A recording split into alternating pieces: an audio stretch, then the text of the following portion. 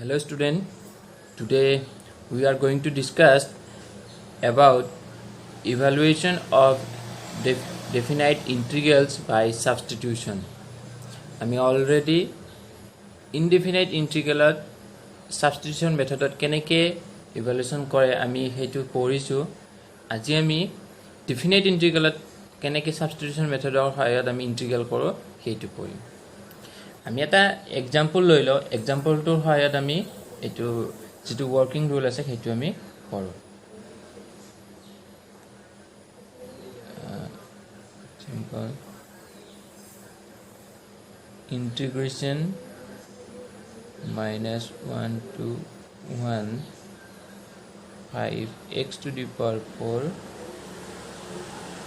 x to the power 5 plus 1 dx। প্রথমতে ইয়াত আমি চাব লাগিব কি সাবস্টিটিউট কৰিম। আমি ইনডিফিনাইট ইন্টিগ্ৰাল যেনেকৈ কৰিছিলো প্ৰথমতে ইয়াতে আৰু এটা কৰিব পাৰি। ইয়াতে প্ৰথমতে যেটা লিমিট আছে এই লিমিট দুটা কথা বাদ দি ডেফিনাইট ইন্টিগ্রাল যেনেকৈ আমি সাবস্টিটিউট কৰো তেনেকৈ সাবস্টিটিউট কৰিলে হ'ল। আমি ইয়াতে প্ৰথমতে কি সাবস্টিটিউট কৰিম, কোনটো সাবস্টিটিউট কৰিলে আমাৰ কি হ'ব সুবিধা হ'ব। আমি যদি x to the power 5 plus 1 এই টার্মটো আমি সাবস্টিটিউট কৰো তেতিয়াহলে ইয়াক যেতিয়া আমি ডেৰিভেটিভ কৰিম কি হ'ব, ইয়াৰ পৰা x to the power 4 আহিব যেটো আমাৰ ইন্টিগ্ৰেন্ডত আছে। গতিকে এইটো কৰিলে আমাৰ কি হ'ব হেল্প হ'ব। So put t equal to x to the power 5 plus 1 then x যদি আমি কি কৰো dt কৰো, dt কৰিলে কি হ'ব এটো 5x to the power 4 dx হ'ব। Therefore integration 5x to the power 4 x to the power root x to the power 5 plus 1 dx equal to integration কি হ'ব, আমি লিমিটটো আমি পিছত লিখিম। লিমিটটো নোহোৱাকৈ আমি প্ৰথমতে কৰি লওঁ ইন্টিগ্ৰেশনটো, তাৰপিছত আমি লিমিটটো বহাই দিম। এতিয়া ইয়াতে কি আহিব যেটা 5x to the power 4 dx মানে কি dt আৰু এইখিনি মানে t। সো ইয়াতে আহিব root t dt। ইয়াক যদি আমি কি কৰো ইন্টিগ্ৰেশন কৰো এইটোৱে যে কি হ'ব হাফ dt।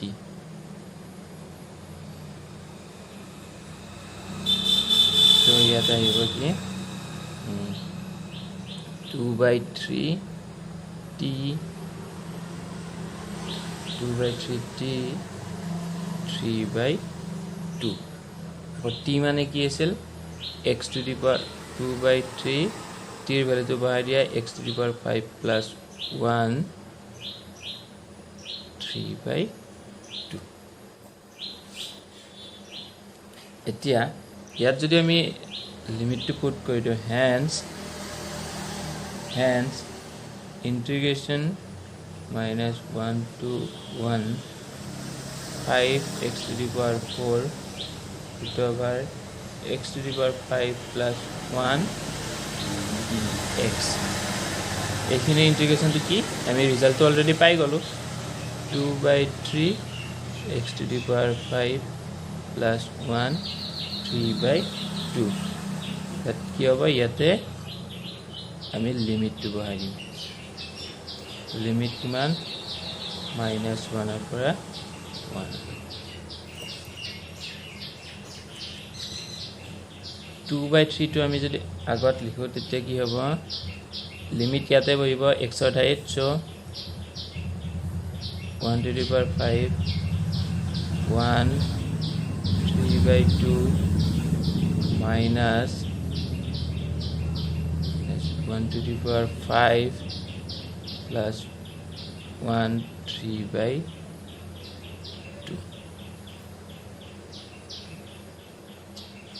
কি আহিব 2/3 এটো হ'ব 2 to the power 3/2 minus 0 3/2 so 2/3 কি হ'ব into 2√2 so answer হ'ব 4√2/3 ইয়াক আমি অল্টাৰনেটিভ মেথড এটাতো কৰিব পাৰো আমি এইটো প্ৰবলেমকে লৈছো এইটো প্ৰবলেম আমি অল্টাৰনেটিভ মেথডত কৰি চাম let t equal to x to the power 5 plus 1 আমি এইটো সাবস্টিটিউট কৰিম then তেতিয়া কি হ'ব dt equal to 5x to the power 4 dx এতিয়া আমি কি কৰো যেটো লিমিট আছে লিমিটটো আমি কি কৰিম চেঞ্জ কৰিম এতিয়া when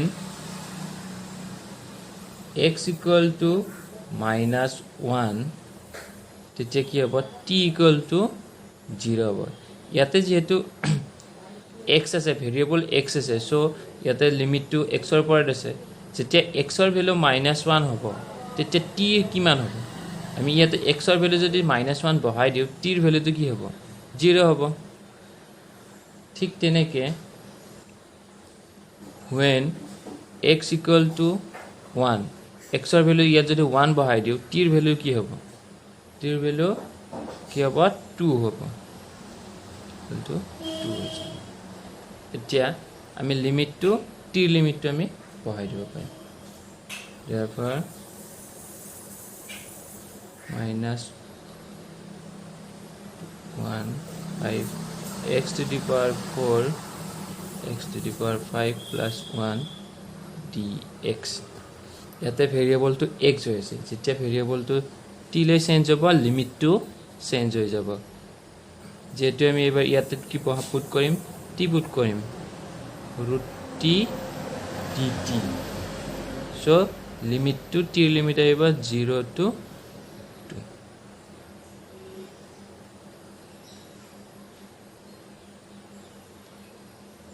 করলে 2/3 t 3/2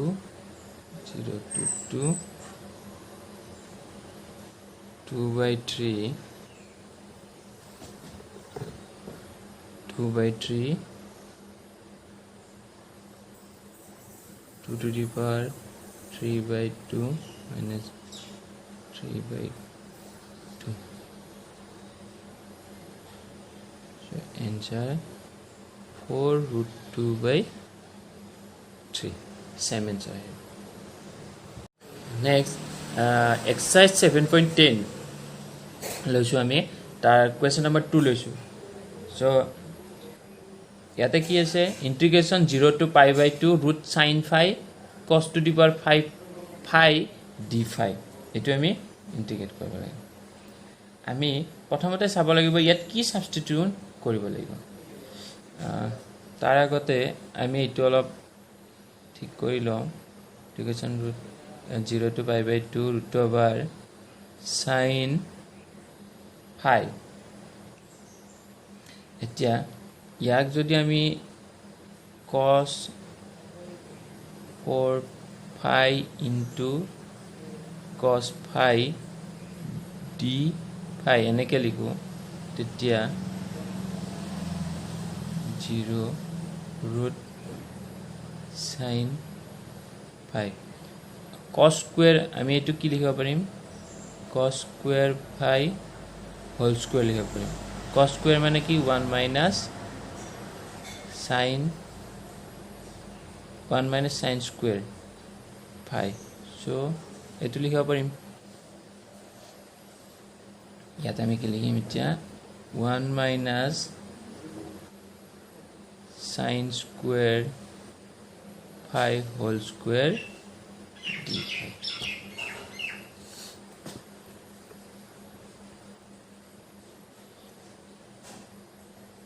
put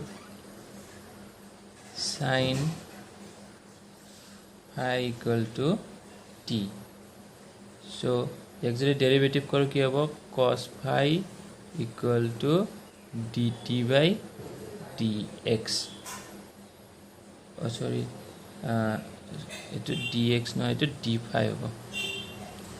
so d phi equal to dt by cos phi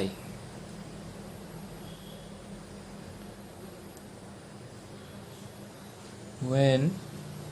limiter karone when phi equal to 0 then t equal to kiman hobo t equal to yat jodi ami phi er value 0 by sin 0 mane kiman hoy sin 0 mane 1 ঠিক তেনেকে when phi equal to pi by 2 then sin pi by 2 mane ki hobo t equal to 1 t equal to 1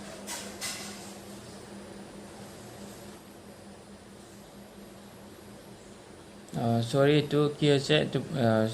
sorry when sin phi equal to 0 ami sin 0 mane to ki hoye jabo to 0 hoye jabo aru when phi equal to pi by 2 hole t equal to ki hobo 1 hoye jabo next integration 0 to pi by 2 root sin phi 1 minus sin square phi whole square sorry yete mai eto likha nai cos phi d phi hobo lage dei cos phi d phi here integration 0 to 1 ahi jabo limit sin phi mane t so root t etu ki hobo 1 minus t square whole square aru cos phi d phi mane hol d cos phi d phi mane hobo dt hobo cos phi d phi mane karon yar por ami ki likhibo paro yar por ami likhibo paro cos phi d phi equal to dt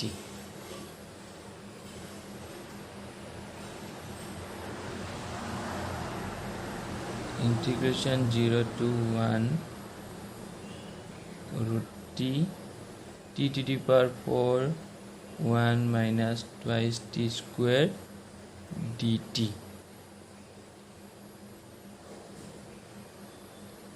0 to 1 t to the power 9 by 2 plus half minus twice t 5 by 2 dt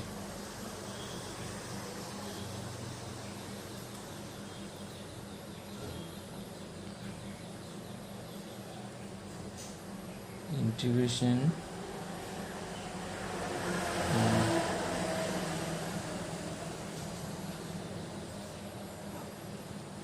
t by t to the power 9 by 2 plus 1 9 by 2 plus 1 plus t to the power half plus 1 half plus 1 minus 2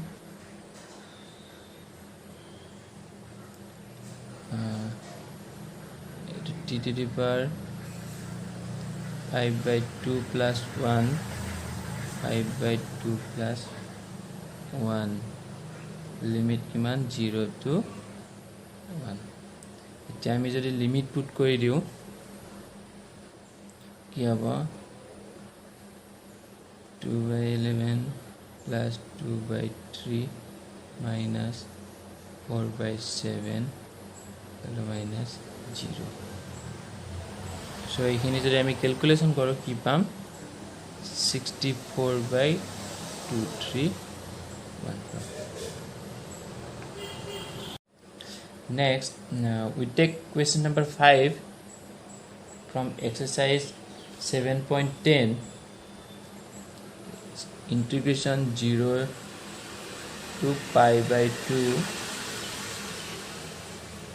sin x 1 plus cos square x dx equation.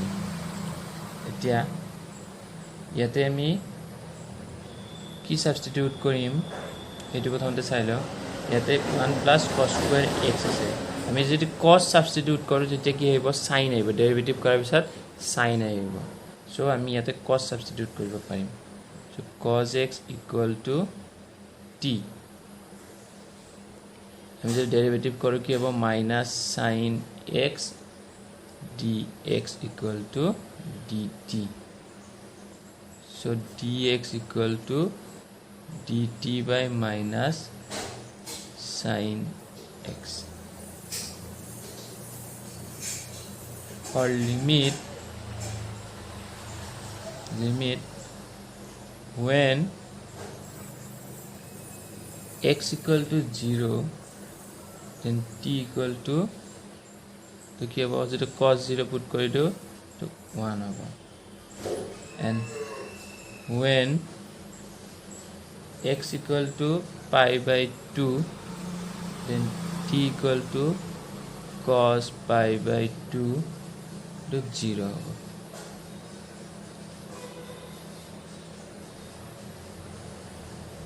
equal to integration 0 to integration 0 to pi by 2 sin x 1 plus cos square x dx আছে এতিয়া ইয়াত যদি আমি substitute কৰো কি হ'ব 1 plus t square ওপৰত 1 dt কাৰণ sin x dx মানে কি পাইছিলো dt সো এটা মাইনাস এটা আগত আহিব ইয়াতে মাইনাস টো আছে মাইনাস টো আগত আহিব sin x dx মানে dt লিখিলো তলত 1 plus cos x মানে হল t t square আহি গল এতিয়া যেহেতু ইয়াত ভেৰিয়েবল t আহি গল সো লিমিট টো চেঞ্জ হৈ যাব লিমিট টো কি হ'ব 1 to 0 এতিয়া ইয়াক আমি ইন্টিগ্ৰেশন কৰিম ইন্টিগ্ৰেশন কৰিলে 1 আহিব tan inverse t by 1 to 0 এত কোনটো ফর্মুলা ইউজ হৈছে integration 1 by a square plus x square dx equal to 1 by a tan inverse x by a yet etu formula use korisu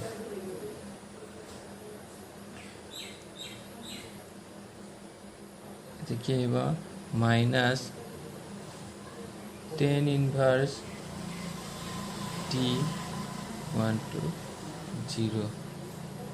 so minus tan inverse 0 minus tan inverse 1